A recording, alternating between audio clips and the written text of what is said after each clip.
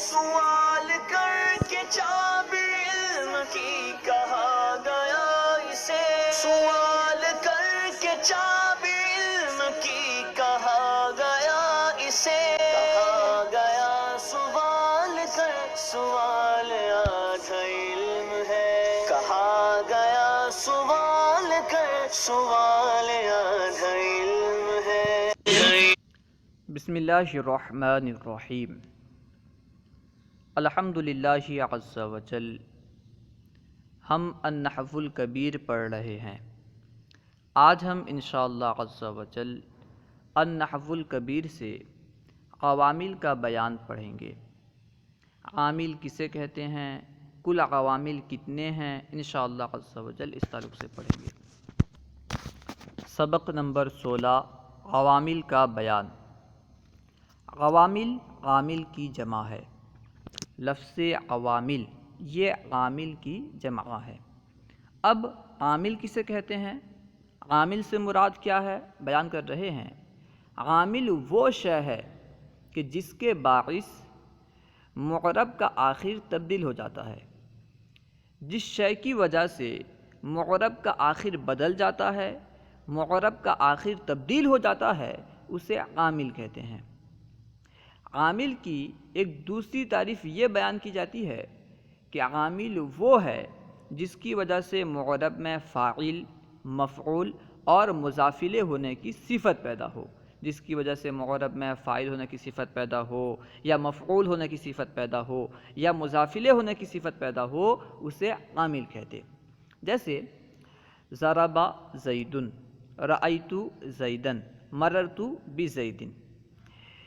یہ تین مثالیں ہیں۔ ان تین مثالوں میں دیکھیے زید کا آخر بدل رہا ہے۔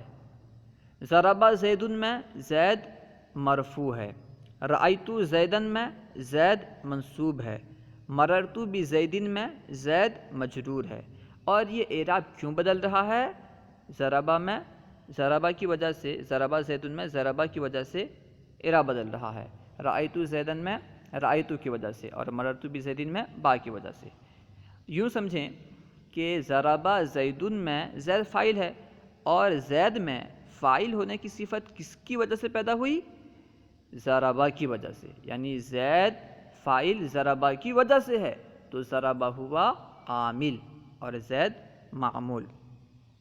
دوسری مثال رأیت زیدا، رأیت زیدا میں زید مفعول ہے، اور زید میں مفعول ہونے کی صفت کس کی وجہ سے پیدا ہوئی؟ رأیت کی وجہ سے، تو رأیت عامل اور زیدن معمول۔ تیسری مثال جو ہے مررت بزید، مررت بزید میں زید مجرور ہے، جسے مضاف الیہ بھی کہتے ہیں۔ تو مررت بزید میں زید میں مضاف الیہ ہونے کی صفت کس کی وجہ سے پیدا ہوئی؟ با کی وجہ سے، تو با عامل ہے۔ ٹھیک ہے۔ اب عوامل کی اقسام دیکھیے۔ عوامل کی اقسام، ان کی دو قسمیں ہیں۔ عوامل کی دو قسمیں ہیں، نمبر 1 لفظیہ، نمبر 2 معنویہ۔ عوامل لفظیہ 98 ہیں، عوامل معنویہ 2 ہیں، اس طرح کل عوامل 100 ہیں۔ اچھا، عوامل لفظیہ کسے کہتے ہیں اور عوامل معنویہ کسے کہتے ہیں؟ عوامل لفظیہ جن عوامل کو لکھا پڑھا جا سکے، جن عوامل کو لکھا جا سکے پڑھا جا سکے، ان عوامل کو عوامل لفظیہ کہتے ہیں۔ عوامل معنویہ کسے کہتے ہیں؟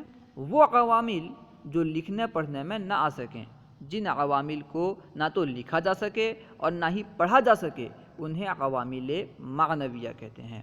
عوامل لفظیہ 98 ہیں، عوامل معنویہ 2 ہیں، اس طرح کل عوامل 100 ہیں۔ عوامل لفظیہ و معنویہ کی اقسام۔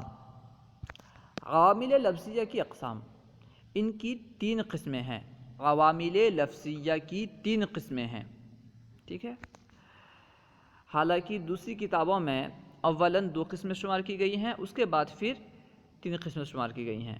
عوامل لفظیہ کی اولاً 2 قسمیں ہیں، سماعی قیاسی، پھر سماعی کی 3 قسمیں ہیں، ٹھیک ہے۔ اس طرح دوسری کتابوں میں شمار کی گئی ہیں۔ خیر، دیکھیے عوامل لفظیہ کی اقسام، ان کی 3 قسمیں ہیں۔ نمبر 1 حروف عاملہ، نمبر 2 افعال عاملہ، نمبر 3 اسماء عاملہ۔ یعنی کچھ حروف ایسے ہیں جو عمل کرنے والے ہیں، جیسے مررت بزید میں با عامل ہے جو کہ حرف ہے۔ اس طرح کچھ افعال ایسے ہیں جو عمل کرنے والے ہیں، اس طرح کچھ اسماء ایسے ہیں جو عمل کرنے والے ہیں۔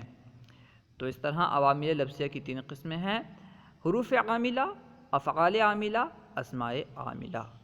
اللہ و رسولہ اعلم۔